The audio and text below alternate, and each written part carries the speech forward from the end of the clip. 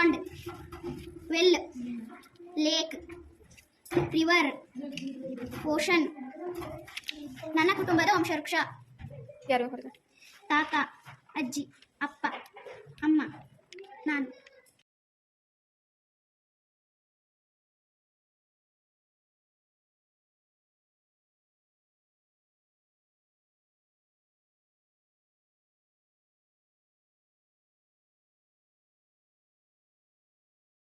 ಗಾಳಿ ಒಳ ಹೋಯಿತು, ನೀರಾಚೆ ಬಂತು. ಇದರಿಂದ ಗಾಳಿಗೆ ಒತ್ತಡ ಇದೆ ಎಂದು ತಿಳಿಯುತ್ತದೆ.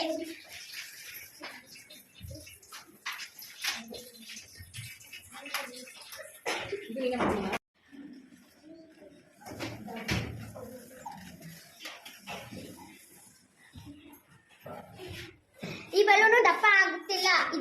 ಈ ಬಾಟಲಿಯಲ್ಲಿ ಗಾಳಿ ಇದೆ. ಈ ಬಾಟಲಿಯಲ್ಲಿ ಗಾಳಿ ಇರುವುದರಿಂದ ಈ ಬಲೂನು ದಪ್ಪ ಆಗುತ್ತಿಲ್ಲ. ಈ ಬಾಟಲಿನಲ್ಲಿ ಗಾಳಿಯು ರಂಧ್ರದ ಮೂಲಕ ಹೊರಗೆ ಹೋಗುತ್ತಿದೆ, ಆದ್ದರಿಂದ ಬಲೂನು ದಪ್ಪವಾಗುತ್ತಿದೆ. ಇದರಿಂದ ನಾವು ಗಾಳಿ ಸ್ಥಳವನ್ನು ಆಕ್ರಮಿಸುತ್ತದೆ ಎಂದು ತಿಳಿಯುತ್ತದೆ. ಸಸ್ಯದ ಭಾಗಗಳು: ಬೇರು, ಕಾಂಡ, ಹಣ್ಣು, ಎಲೆ, ಹೂವು.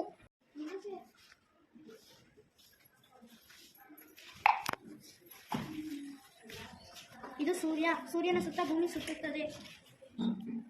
ಇದು ಚಂದ್ರ. ಭೂಮಿ ಸುತ್ತ ಚಂದ್ರ ಸುತ್ತುತ್ತದೆ. ಶಕ್ತಿಯ ವಿಧಗಳು: ಸೌರಶಕ್ತಿ, ರಾಸಾಯನಿಕ ಶಕ್ತಿ, ಯಾಂತ್ರಿಕ ಶಕ್ತಿ, ಜಲವಿದ್ಯುತ್ ಶಕ್ತಿ. ಮಳೆಯ ನೀರು ನೀರಿನ ಆಕಾರಗಳಿಗೆ ಸೇರಿ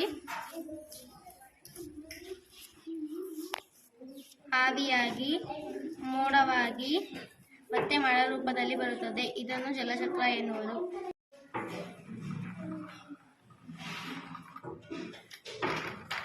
ಘನದಲ್ಲಿ ಕಣಗಳು ಒತ್ತೊತ್ತಾಗಿರುತ್ತವೆ. ದ್ರವದಲ್ಲಿ ಕಣಗಳು ಸ್ವಲ್ಪ ವಿರಳವಾಗಿರುತ್ತವೆ. ಅನಿಲದಲ್ಲಿ ಕಣಗಳು ತುಂಬಾ ವಿರಳವಾಗಿರುತ್ತವೆ.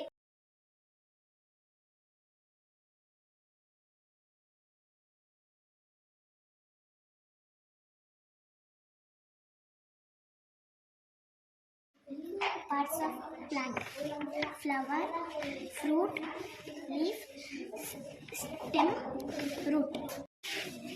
The water cycle: collection, evaporation, condensation, precipitation.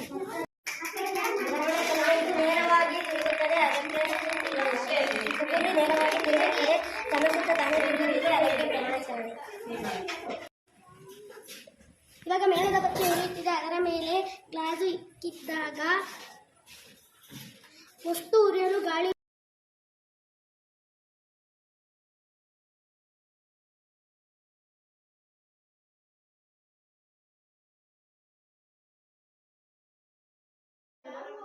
ಬೀಸುವ ಯಂತ್ರ.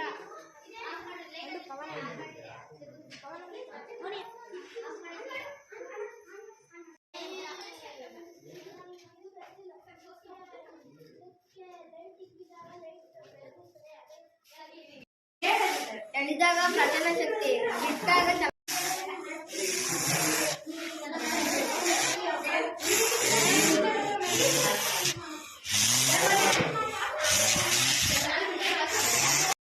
ಪವನ ಶಕ್ತಿಯಿಂದ ವಿದ್ಯುತ್ ಶಕ್ತಿ ತಯಾರಿಸಬಹುದು.